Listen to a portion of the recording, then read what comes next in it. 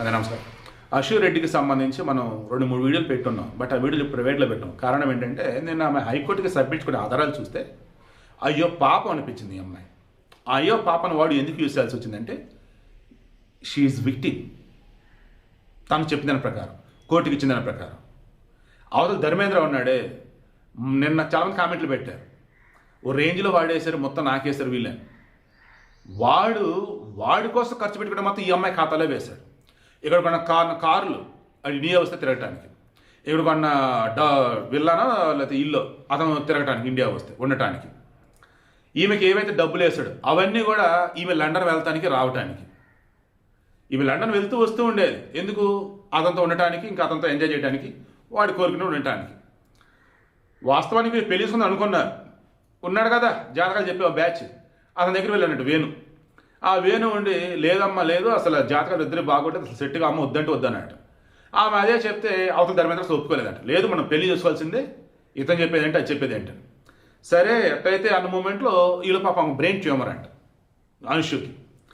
ఆ brain tumour తెలియగానే ఆమెకి మళ్ళీ ప్రొడక్షన్ అంటే జ్ఞాపక ఎంటర్టైన్మెంట్స్ అని ఒకటి ఉంటుంది. ఈ జ్ఞాపక ఎంటర్టైన్మెంట్స్ లీడింగ్ అని ఉంటుంది ఈటీవీలో. అందులో వచ్చేసి ప్రవీణ అనిల్ అనే దంపతులు ఉంటారు వాళ్ళు. ఇందులో ప్రవీణ అనే ఆమె ఈ గురించి తెలిసి సపోర్ట్ ఇచ్చింది. ఇక అదే సమయంలో నీకంటూ ఒక ఇల్లు ఉండాలి కదని చెప్పేసి ఇల్లు కొనిపించిందట. అంటే ధర్మేంద్ర డబ్బులతో ఇల్లు కొనిపించింది. ఆ కోర్టుని ఇప్పుడు ఇస్తానంది. కేజీ బంగారం తీసుకుని చూసినా ఆడికి డబ్బులు ఇస్తాను నేను, బట్ ఇప్పుడు రేట్ పెరిగింది బంగారం, నా దగ్గర అంత డబ్బు లేదు, టైమింగ్ అని చెప్పేసి అడిగింది. నేను ఆడేక లీక్ అయిందే అది అంటే, ఏదైతే ఇల్లు ఇప్పుడు ఉందో అది అతనిచ్చిందే, అది ఇచ్చేస్తా. నువ్వు నాకు ఏవైతే ఖర్చు పెట్టాను అంటున్నావో అవన్నీ నీ కోసం ఖర్చు పెట్టినవే, నేను నీ కోసం వచ్చినవే, అది కాదు. బట్ బంగారం నాకు ఇచ్చే కదా, అది నేను ఇస్తాను నీకు, బట్ టైం కావాలి నాకు అని చెప్పిందట. అది ఆడియో. ఇక కోర్టుకి ఏం చెప్పిందంటే ఇది విచారణలో ఉంది అండ్ అవతల బ్లాక్మెయిల్ చేద్దామని చూస్తే నేను ససేమేరా అన్నాను. ఇక అప్పుడు వచ్చి కేసు పెట్టారు. ఇదిలో కూడా మరలా నేను చెప్పాల్సిన చాలా ఉన్నాయి, దయచేసి కేసు క్వాష్ చేయండి అంటే రేపు సోమవారం వింటాంలేమంటే. మీన్ వైల్ నా మీద వీడియోలు చేస్తున్నారు కొన్ని ఛానల్స్, నన్ను టార్గెట్ చేసి ఘోరంగా నా క్యారెక్టర్ని బదనాం చేస్తున్నాయి. అవి నా వీడియోలు తీయాలి, పెట్టినవి ఉంటే కొత్తగా మాత్రం నన్ను బ్లేమ్ చేస్తూ వీడియోలు పెట్టొద్దని చెప్పేసి అడిగితే కోర్టు కూడా ఆ మీద పెట్టిన వీడియోలు తేడా మొత్తం తీసేయండి అయ్యబాబు అని చెప్పింది. మనం మామూలుగా ఇచ్చినా కానీ వద్దు, ఆ పాత్ర ఎందుకు మనం తీసేసాం. మరి ఈ వీడియో ఎందుకు ఇస్తున్నామంటే నిన్న మొన్న చెప్పే క్లియర్గా, ఆడలైనా మగవాళ్ళైనా వన్స్ మన కోసం దాన్ని ఖర్చు పెడుతున్నారు అంటే ఆబ్వియస్లీ ఎక్స్పెక్ట్ చేసి ఖర్చు పెడతారు. ఆ ఎక్స్పెక్టేషన్లో ఏ మాత్రం దానికి తేడాగా ఉంది అంటే మీరే కేర్ఫుల్గా ఉండాలి. ఇక్కడ ధర్మేంద్ర విషయంలో మనకు అర్థం కావాల్సింది, అతను ఆల్రెడీ పెళ్ళైంది, డివోర్స్, ఆ మనిషి కొంచెం సైకలాజికల్ కూడా తేడా అన్నట్టు ఈమె వర్షం చెప్తూ ఉన్నారు. మరి ఆ ధర్మేంద్ర నాన్న అయితే మాత్రం నాకు తెలిసి ఇప్పుడు కనుక ఆయన కేసు కనుక పెట్టకపోయినట్టయితే ధర్మేంద్ర ఇంకేం చేసాడో అర్థం కావట్లే. అశూర్ రెడ్డి వాళ్ళకి కూడా అక్కకు కూడా అది డబ్బులు ఇచ్చారన్నట్టు చూస్తే అది అబద్ధం అంట. ఇక అశూర్ రెడ్డి వాళ్ళు నాన్న చెప్పినట్టు ఆయనకు అసలు ఏం తెలియదు.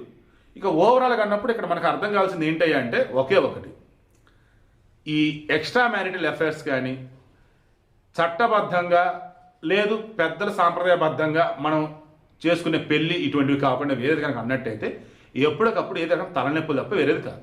ఓవరాల్గా ఈ అశూర్ రెడ్డికి సంబంధించి ఆమె మధ్యవర్తులు అన్నప్పుడు ఆ వేణుని, ఈ ప్రవీణ్ని వీళ్ళని ఎందుకు చెప్తుందంటే ఒకరు జాతకాలు చూసిన వాళ్ళు, ఇంకొకరు ఆరోగ్యం బాగాలేనప్పుడు బ్యాక్ అండ్ సపోర్ట్ ఉన్నటువంటి వాళ్ళు.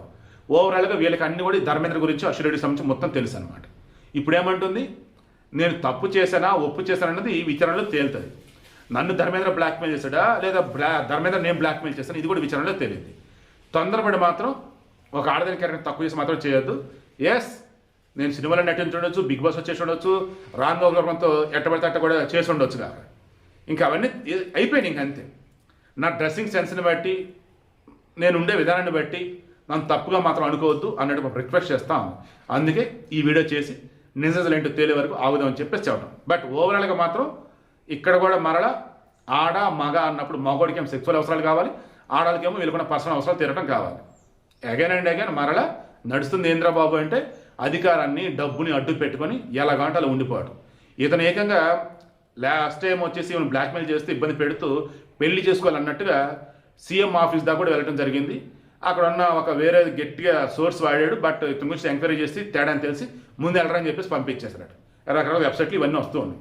బట్ అంతిమంగా చెప్పేది ఏంటంటే